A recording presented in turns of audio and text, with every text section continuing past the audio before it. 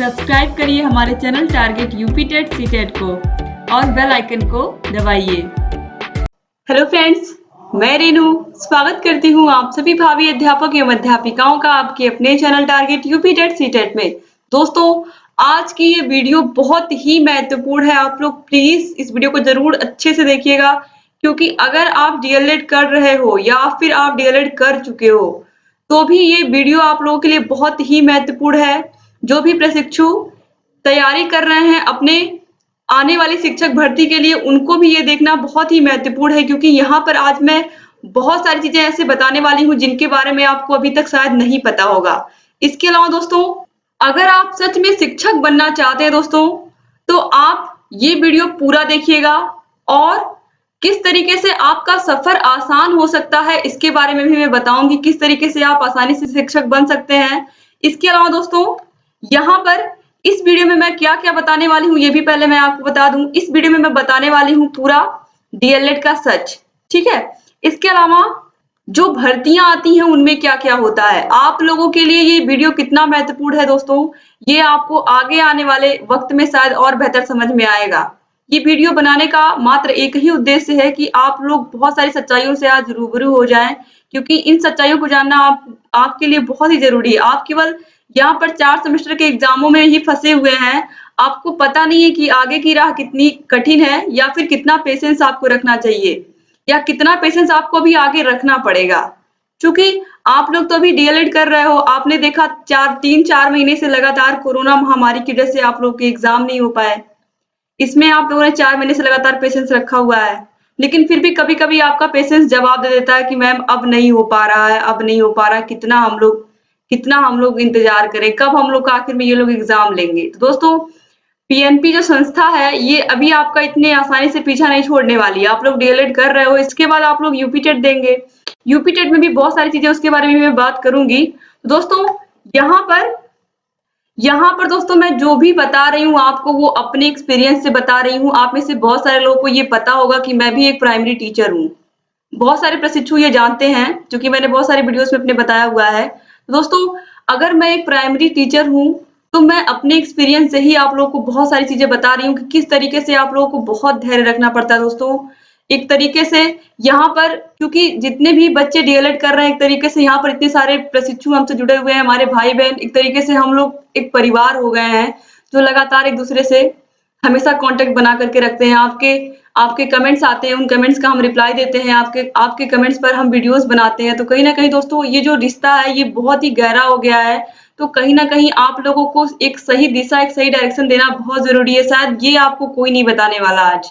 तो दोस्तों, यहाँ पर सबसे पहले आप लोग को ये समझना जरूरी है, जो आप डीएलएड कर रहे हो वो क्यों कर रहे हो। आप सभी लोग चाहते हो कि हम प्राइमरी के शिक्षक बने, हम सभी टीचर बने, क्योंकि जो भी डीएलएड में एडमिशन लेता है वो सभी की यही ख्वाहिश होती है, सभी प्रशिक्षु, क्योंकि आप लोग एक शिक्षक बनने का सपना देखते हो जब आप एडमिशन लेते हो, ठीक है। तो दोस्तों, यहाँ पर मैं बताने क्या वाली हूँ ये मैं आपको बता दूं कि जब आप डीएलएड में एडमिशन ले लेते हैं तो आप मेहनत करते हैं, आप अपने सेमेस्टर के एग्जाम देते हैं और लगातार आप मेहनत करते हो कि आगे चल करके हमें UP TET, C TET, super TET सब क्लियर करना है और शिक्षक बन के ही रहना है। तो चलिए दोस्तों, एक बार हम देखते हैं कि क्या स्थिति है बीटीसी की, या फिर जिसको आज हम डीएलएड के नाम से जान रहे हैं।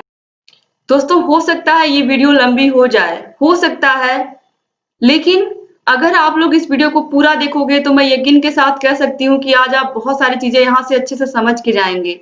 ये वीडियो बनाने का मेरा मात्र एक ही उद्देश्य है, क्योंकि कहीं ना कहीं आप लोगों से बहुत ही गहराई से जुड़ चुके हैं दोस्तों, और आप लोगों को बहुत सारी चीजें जाननी आज बहुत जरूरी है और ये बताना बहुत जरूरी हो गया, क्योंकि यहाँ पर हम लोगों के भविष्य के साथ कितना बड़ा खिलवाड़ हो रहा है। जब आप ये सब चीजें समझेंगे तब आपको समझ में आएगा, क्योंकि दोस्तों मैं भी इसी परिवार से हूँ, तो मुझे भी पता है कि कितना पेशेंस रखना होता है। और बहुत सारे ऐसे बच्चे होते हैं, ऐसा नहीं, क्योंकि मैंने भी किया है तो मुझे भी पता है, बहुत सारे ऐसे प्रशिक्षु होते हैं जिनके माता पिता ने कहीं से कर्ज लिया होता है, किसी किसी का खेत गिरवी रखा होता है, किसी किसी के माँ ने, बहन ने अपने अपने जेवर बेचे होते हैं आप लोग के एडमिशन के लिए। इतनी आसानी से प्राइवेट कॉलेज में एडमिशन नहीं हो जाता है, 41,000 का ड्राफ्ट लगता है, उसके बाद भी कितने पैसे प्रैक्टिकल के नाम पर, कितनी सारी चीजें लगती हैं, किस किस के नाम पर पैसे लेते हैं ये बताने की जरूरत नहीं है, ये सभी चीजें आप लोग को पता है।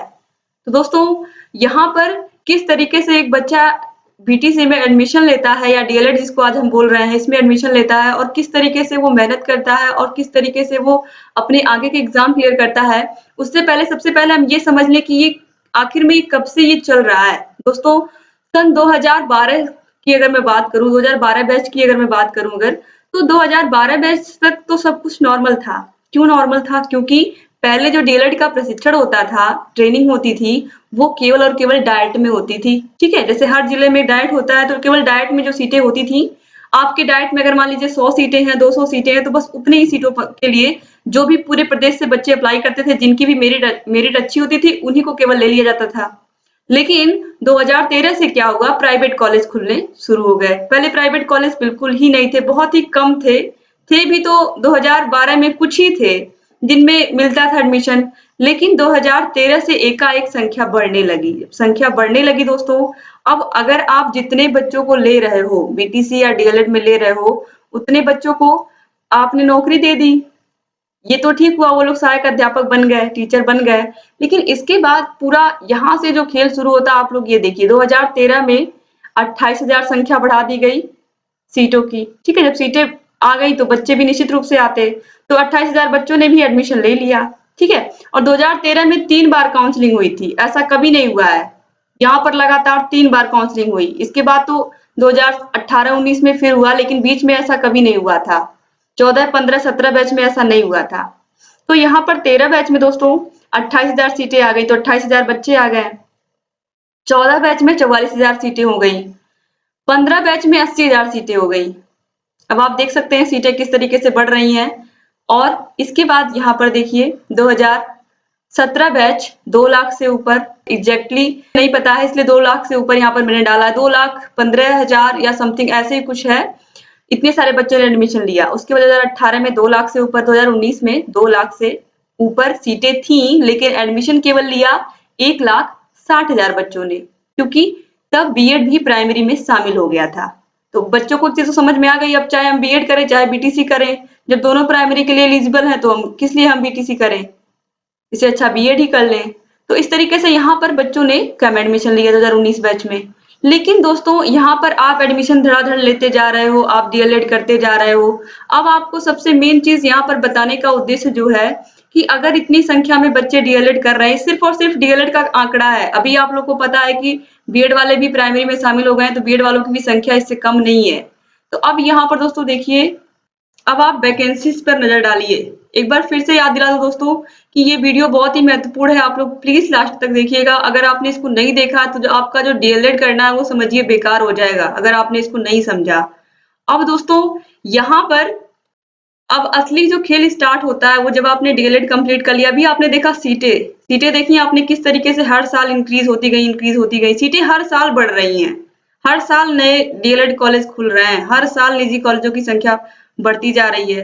वैकेंसीज कितनी आ रही है, कितने बच्चों को जॉब मिल रही है, क्योंकि सभी बच्चे जो भी एडमिशन लेता है वो सोचता है कि हम टीचर बनेंगे, हमको तो हर हाल में टीचर बनना है। तो यहाँ पर दोस्तों असली खेल, अब चूंकि आप लोगों ने तो जितने लोगों ने डीएलएड किया, जिन्होंने बीटीसी किया, उन्हें अच्छे से पता है कि पीएनपी किस तरीके से एग्जाम कराती है, किस तरीके से रिजल्ट आता है और कैसे क्या क्या प्रोसेस होता है। इतनी आसानी से कुछ नहीं होता, 2 साल में हम लोग बहुत कुछ देख लेते हैं। इसके बाद अब स्टार्ट होता है दोस्तों वैकेंसी का खेल। अब वैकेंसी आती है, अब अगर आपने आप उत्तर प्रदेश में जो भी वैकेंसी आ रही, उत्तर प्रदेश की बात मैं यहाँ पर कर रही हूँ, तो अपने यूपी की अगर बात करें तो यूपी में दोस्तों जो भी वैकेंसी आती है उसके लिए आपको यूपी टेट पास होना जरूरी है। अब यूपी टेट कराता कौन है? फिर आप पीएनपी के पचड़े में फंस गए। पीएनपी ही कराती है यूपी टेट, पीएनपी ही कराती है सुपर टेट। अब आप समझ चुके हैं। एक बार दोस्तों अब मैं बात करूंगी 2017 के टेट से। 2017 के टेट में 14 क्वेश्चन गलत पाए गए, 14 क्वेश्चन। जब बच्चों की बात को नहीं मानती है पीएनपी तो फिर बच्चे कोर्ट जाते हैं, और जब कोर्ट गए बच्चे तो वहां पर बोला गया सिंगल बेंच के द्वारा कि 14 क्वेश्चन गलत हैं, तो फिर 14 क्वेश्चन को डिलीट करके आंसर निकाले जाएं। फिर ये लोग डबल बेंच चले गए कि ऐसा तो कर नहीं सकते, फिर 3 नंबर बढ़ गया, 3 नंबर बढ़ा, ठीक है, डबल बेंच में, तो फिर उसी 3 नंबर को मान लिया गया। कमेटी बनाई गई थी उसके लिए, वो 3 नंबर तब बढ़े थे। इस तरीके से 2017 के टेट की बात कर रही हूँ मैं, ठीक है। 2017 के यूपी टेट के एग्जाम में 3 नंबर बढ़ाए जाते हैं जब डबल बेंच पे मामला जाता है वहां पर कमेटी के द्वारा। उसके बाद फिर 2018 का टेट होता है, फिर पीएनपी वही गलती करती है। अगर गलत प्रश्न आप रखोगे तो बच्चे निश्चित रूप से कोर्ट जाएंगे, फिर बच्चे कोर्ट गए, फिर वहां से 2 नंबर बढ़ा। 2019 का टेट हुआ, बहुत सारे प्रशिक्षुओं ने आप में से दिया भी होगा, फिर मामला कोर्ट में गया है। अब आप यहाँ पर जो पीएनपी संस्था है, एक बार आप गलती करते हो आपको सीख लेनी चाहिए, 2 बार आप गलती करते हो सीख लेनी चाहिए, लेकिन तीसरी बार भी आप गलती करोगे तो बच्चों की क्या गलती? आप अगर बिल्कुल सही क्वेश्चन एग्जाम में रखोगे तो कोई गलती होगी बच्चों से? बच्चे क्यों कोर्ट जाते हैं? बच्चे तभी कोर्ट जाते हैं जब उन्हें जो चीजें सही लगती हैं वो उनको नहीं मिलती हैं। ये तो बात हो गई दोस्तों तीनों ईयर के टेट की। तो ये तो पीएनपी कराती है जैसा कि मैंने आपको बताया। अब यहाँ पर वैकेंसी देखिए, वैकेंसी आती है 2013 बैच के बाद 12,460 वैकेंसी आती है। इसमें ये वैकेंसी कब आई थी? दिसंबर 2016 में आई थी। अभी चल रहा है 2020, 2020 तक अभी केवल इसमें 6,000 बच्चे, वो भी 1.5 साल के बाद ये बच्चे सिलेक्ट हुए हैं। पिछले साल मई में 1 मई को इनको नियुक्ति पत्र दिया गया मुख्यमंत्री के द्वारा। केवल 6,000 बच्चों को, 6,000 समथिंग थे। अभी अब बाकी जो सीटें हैं वो कोर्ट में चल रही हैं, उनका मामला कोर्ट में चल रहा है। 0 जनपद मामला है बच्चों का, वो लगातार प्रशिक्षु मेहनत कर रहे हैं, लगातार वो कोर्ट की लड़ाई लड़ रहे हैं, लेकिन हो कुछ नहीं रहा है। अब आप सोच लीजिए 2013 बैच के जो प्रशिक्षु हैं, जो भी इसमें जिनकी भी फाइलें जमा हो गई थी, उसके बाद भी इनको नौकरी नहीं मिली, वो बच्चे कितने हताश और निराश होंगे। 12,460 वैकेंसी में केवल 6,000 कुछ सीटें सिलेक्ट हुए कुछ बच्चे, बाकी सारे बच्चे कोर्ट में लड़ाई लड़ रहे हैं। उसके बाद 68,500 वैकेंसी आई, इसमें 1,07,000 बच्चों ने एग्जाम दिया था। अब दोस्तों इसकी बात अगर मैं करूं तो एग्जाम 27 मई 2018 को हुआ था। इसमें बहुत सारी चीजें हैं जिसको मैं डिटेल में आपको नहीं बता सकती, लेकिन ये बता सकती हूँ कि 27 मई 2018 को इसका सुपर टेट का एग्जाम हुआ और इसके एक हफ्ते पहले इसकी कट ऑफ को गिरा दिया गया। ठीक है, पहले 60 नंबर था SC ST के लिए, बाकी 67 नंबर था OBC और जनरल के लिए। ठीक है, लेकिन फिर क्या किया गया, जब पहले तो घटा दिया गया कि फिर 30 और 33% लाया गया कि इतने परसेंट मार्क्स पाएंगे अगर आप लोग तो भी पास होंगे। लेकिन एग्जाम जब हो गया उसके बाद क्या होता है कि बच्चे कोर्ट चले जाते हैं कुछ बच्चे, फिर होता है कि फिर कट ऑफ बढ़ा दी गई। अब कट ऑफ बढ़ा दी गई तो बहुत सारे बच्चे उसमें नहीं आए, तो केवल सिलेक्ट कितने हुए कट ऑफ बढ़ाने के बाद? 41,556 इतने बच्चे सिलेक्ट हुए। इसमें से मुश्किल से 35,000 बच्चों ने काउंसलिंग कराई थी, तो 35,000 सीटें चली गई इसमें। बाकी जो सीटें बची हैं उसमें बच्चे कोर्ट में लड़ाई लड़ रहे हैं। ठीक है, अब इसमें एग्जाम के एक हफ्ते पहले आप बोलोगे अगर आप 33% पाओगे तो भी आप पास हो जाओगे, और फिर एग्जाम के बाद फिर एकाएक आप कट ऑफ बढ़ा देते हो, तो इसमें उन बच्चों की क्या गलती है जिन्होंने मानसिकता बना ली थी कि हम इतना ही पाएंगे तो भी पास हो जाएंगे। उतनी सीटें तो सरकार के पास चली गई। इसके बाद 69,000 वैकेंसी आती है। 69,000 वैकेंसी तो और बच्चे इससे पीड़ित हैं। अब देखिए 6 जनवरी 2019 को इसका एग्जाम हुआ था, अभी तक उनको नियुक्ति नहीं मिली, अभी तक नहीं मिली है। तो ये सब चीजें मैं आप लोग को बता रही हूँ, यहाँ पर बताने का मात्र एक ही उद्देश्य है कि अगर आपने टीचर बनने की सोची है, वो भी उत्तर प्रदेश में, तो आपके अंदर बहुत बहुत धैर्य होना चाहिए। आप सोच भी नहीं सकते कितना धैर्य आपके अंदर होना चाहिए। ठीक है, क्योंकि यहाँ पर क्या होता है, सारी vacancy court court court court, आपको कोर्ट कोर्ट खेलना है। अभी एग्जाम होने के आपका डीएलएड कंप्लीट, अभी सिर्फ आप डीएलएड में परेशान हो रहे हो ना, डीएलएड करने के बाद भी आपको कोर्ट कोर्ट खेलना है। और दूसरी चीज इसमें भी, ये तो केवल अभी आप पैसे दे करके, अभी आप किस तरीके से एडमिशन ले रहे हो, डीएलएड कर रहे हो, उसके बाद पैसे दे करके आपको कोर्ट में भी लड़ाई लड़नी है, उसमें भी आपको चंदा इकट्ठा करना पड़ेगा। ठीक है, तो ये स्थिति है दोस्तों आज के समय में अपने उत्तर प्रदेश में। तो ये जान लीजिए, आप अगर आप शिक्षक बनने जा रहे हैं उत्तर प्रदेश में, तो सबसे पहले आप अपने आप को मानसिक रूप से मजबूत करिए। ये ऐसे बच्चे जो इसमें नहीं सिलेक्ट हुए, वो बच्चे कितने मानसिक रूप से पीड़ित हैं मैं आपको बता नहीं सकती। जो बच्चे 68,500 में नहीं सिलेक्ट हुए, वो 69,000 में सिलेक्ट हुए, लेकिन आज 1.5 साल से ऊपर हो गया, जॉब नहीं मिली, अभी तक नियुक्ति नहीं मिली। काउंसलिंग के पहले दिन ही रोक दिया गया, पहले ही दिन काउंसलिंग हुई, काउंसलिंग के दिन ही रोक दिया गया काउंसलिंग, मामला फिर कोर्ट में चला गया। तो कोर्ट कोर्ट कोर्ट कब तक कोर्ट कोर्ट चलेगा? अगर कोई नेता चुनाव जीतता है तो हफ्ते भर के अंदर उसको कुर्सी चाहिए, वो तो नेता बन जाता है। लेकिन आप लोग जो भी वैकेंसी आती है, जो सरकार मानक रखता है, 90-97 इन बच्चों ने पास किया था, जो भी सरकार ने मानक रखा था, लेकिन अभी तक इनको नौकरी नहीं मिली है। ठीक है, इन बच्चों की कोई गलती है? आप लोग प्लीज कमेंट करके मुझे बताइएगा। जिन बच्चों ने बहुत मेहनत करके इस वैकेंसी में अपनी एक जगह बनाई, एक सीट बनाई, आज तक उनको अभी तक नौकरी नहीं मिली है। अगर आप सब कुछ करके आप जाते हो, आपने इतनी मेहनत की है अपने एग्जाम की तैयारी के लिए, आपने यूपी टेट दिया है, सुपर टेट दिया है, आपने जो सरकार ने मानक तय किया था, जितने पर भी पासिंग मार्क तय किया था, आपने पास किया, उसके बाद भी अगर आपको नौकरी नहीं मिलती है, तो आपको कितना कष्ट होगा आप समझ सकते हैं। और जो जो भी प्रशिक्षु इनसे गुजर रहे हैं, वो तो भावी शिक्षक हैं, वो आने वाले शिक्षक हैं, वो कितने दुखी होंगे। क्या उनके माता-पिता नहीं दुखी होंगे? बहुत दुखी होंगे, उनके परिवार वाले बहुत दुखी होंगे कि काउंसलिंग के दिन ही काउंसलिंग रुक गई। तो इस स्थिति में दोस्तों, यहाँ पर ये सब चीज़ें आपको बताने की ज़रूरत क्यों पड़ी आज? इसलिए पड़ी ताकि आप लोग भी समझिए कि उत्तर प्रदेश में सिचुएशन क्या है। अब सबसे बड़ी चीज़, जितनी बार भी ये वैकेंसीज रुकती हैं, उसका रीज़न क्या है आप जानते हैं? मेन रीज़न है पीएनपी। अब आप सोचेंगे कि पीएनपी की क्या गलती है? पीएनपी की ये गलती है कि पीएनपी अगर सही से पेपर बनाती, ना तो उन्होंने कभी यूपी टेट का पेपर सही से बनाया, ना उन्होंने सुपर टेट का पेपर सही से बनाया। अगर यूपी टेट का पेपर सही से बनाते, वो सारे क्वेश्चन सही से रखते, तो बच्चे कोर्ट में क्यों जाते? अगर सारे क्वेश्चन का आंसर बिल्कुल सही होता तो बच्चे कोर्ट में जाते नहीं जाते। जब बच्चे को पता है कि ये क्वेश्चन का आंसर ये होना चाहिए, लेकिन पीएनपी नहीं मान रही, तब बच्चे कोर्ट में जाते हैं।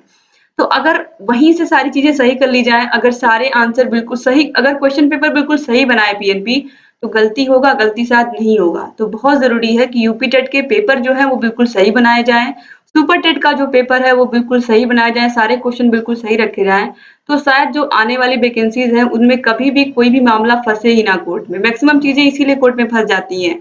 तो यहाँ पर आप लोगों ने देखा कि सिर्फ और सिर्फ यहाँ पर आप डीएलएड कर लेने मात्र से आप, या UP TET super TET pass होने से ही आप शिक्षक नहीं बन रहे हो, यहाँ पर आपको कोर्ट में भी लड़ाई लड़नी पड़ती है। तो इस तरीके से आप लोगों को यहाँ पर बताने का मात्र एक ही उद्देश्य था कि आप लोग अपने आप को मानसिक रूप से मजबूत रखिए। और एक चीज और दोस्तों, कि ये सब चीजें बहुत लंबी चलती हैं। आप देख सकते हैं 1.5 साल से ऊपर हो गया है, तो कहीं ना कहीं ये सभी बच्चे अभी तक बेरोजगार ही हैं। तो एक चीज आप लोग अपना, एक चीज कर सकते हो, आप अपना एक सब्जेक्ट मजबूत कर सकते हो, ताकि उस सब्जेक्ट में आप कोचिंग पढ़ा सको। उस सब्जेक्ट को अगर आप किसी स्कूल में जाओ तो बहुत अच्छे से पढ़ा सको। मान लीजिए कुछ दिन आपको प्राइवेट में ही करना पड़े, आप अपना होम ट्यूशन शुरू कर सकते हो, या कुछ बच्चों को कोचिंग ट्यूशन दे सकते हो। आप अपना एक एक अलग करियर भी डिसाइड कर लो। करियर तो नहीं कहूंगी, क्योंकि आपने अगर एक बार सोच लिया टीचर बनना है, तो उसी में आप कुछ एक्स्ट्रा चीजें सोचिए कि किस तरीके से एक अलग जगह से हम आमदनी कर सकते हैं। क्योंकि आप देख सकते हैं कि लगातार इतने दिन तक आप बेरोजगार नहीं रह सकते हैं। आपको अपने परिवार को संभालना, अपने माता पिता को देखना है, सभी चीजें करनी है। तो इसलिए आपके लिए बहुत जरूरी है दोस्तों कि आपके पास पेशेंस हो और इन सभी चीजों को सहने की क्षमता हो। ठीक है? तो यहाँ पर जिन बच्चों ने एक बार नियुक्ति पत्र का सपना देखा, उसके बाद भी उन्हें नियुक्ति पत्र नहीं मिल रहा है, अगर सरकार ने सब कुछ मानक तय किए उसके अनुसार अगर ये बच्चे सिलेक्ट होने के बाद भी इनको नियुक्ति पत्र नहीं मिलता है, तो सिर्फ और सिर्फ ये बच्चे जानते हैं कि कितना कष्ट होता है उन्हें। ठीक है? तो दोस्तों, इस तरीके से ये वीडियो बनाने का मात्र मेरा एक ही उद्देश्य है कि आप सभी लोग जाग जाइए। अगर अभी तक आप लोग को नहीं पता था तो आप लोग जाग जाइए और ये जान लीजिए कि अभी लड़ाई बहुत लंबी लड़नी है, क्योंकि ऐसी कोई वैकेंसी नहीं उत्तर प्रदेश में जो बिना कोर्ट केस के हो जाए। तो इसलिए आप लोग को अपने आप को मानसिक रूप से तैयार करना है, और कोशिश यही करनी है कि हम जो भी एग्जाम देंगे उसमें इतना अच्छा नंबर लेकर के आएंगे, इतना अच्छा नंबर लेकर के आएंगे कि बाकी सबसे आगे रहेंगे। जब आप सबसे आगे रहोगे, सबसे अच्छे मार्क्स रहेंगे आपके, तो आज नहीं 2 साल बाद तो नौकरी लगेगी ही आपकी, लेकिन समय लगेगा यहाँ पर। आप देखिए दोस्तों, जो बच्चे 68,500 में नहीं सिलेक्टेड थे, वो 69,000 में, बहुत सारे बच्चे ऐसे हैं जो 69,000 में सिलेक्ट हो गए हैं, लेकिन अब देखिए 1.5 साल से नौकरी अभी तक नहीं मिली। इसमें भी नौकरी अभी तक नहीं मिली, जबकि मिल जाना चाहिए, क्योंकि सिलेक्शन लिस्ट आ चुकी है, काउंसलिंग की डेट भी फिक्स हो गई थी, काउंसलिंग होते ही बंद हो गई। तो ये सब चीजें दोस्तों कहीं ना कहीं आप लोग को जानना बहुत जरूरी है। और ये रुकी क्यों है ये भी मैं आपको बता दूं, आंसर सीट की वजह से। आंसर की वजह से, आंसर की वजह से रुकी है। अब अगर पीएनपी ने सही से पेपर बनाया होता, सारे क्वेश्चंस के आंसर बिल्कुल क्लियर रखे होते, तो कोई बच्चा मौका पाता जाने के लिए कोर्ट में, शायद नहीं पाता। तो ये जो पीएनपी संस्था है दोस्तों, 2017 के टेट से ही ऐसा हो रहा है। तो अब यहाँ पर दोस्तों एक ही चीज है आपके पास, वो है ये कि आप पेशेंस रखिए और अपनी मजबूती से तैयारी रखिए। चाहे वो आपको यूपी टेट देना हो, चाहे आपको सी टेट देना हो, चाहे आपको सुपर टेट देना हो, सबके लिए एक मजबूत रणनीति रखिए। और जब भी वैकेंसी आए तो उसको एक ही अवसर मिलेगा आपको, ये भी समझ लीजिए दोस्तों। अगर आपने उस अवसर को गवा दिया तो फिर आप अपने पैर पर खुद कुल्हाड़ी मारने वाली बात हो जाएगी वही। तो यहाँ पर आपको हर अवसर के लिए अपनी तैयार रहना है, तो आप डीएलएड कर रहे हो अच्छे से करिए, लेकिन जैसे ही वैकेंसी आनी है उसको कैच कर लेना है अपने हाथ, बिल्कुल कैच छोड़ना नहीं है, समझिए वो कैच है उसको छोड़ना नहीं, अगर आपने छोड़ दिया तो फिर आपको 2 से 3 साल वेट करना पड़ सकता है।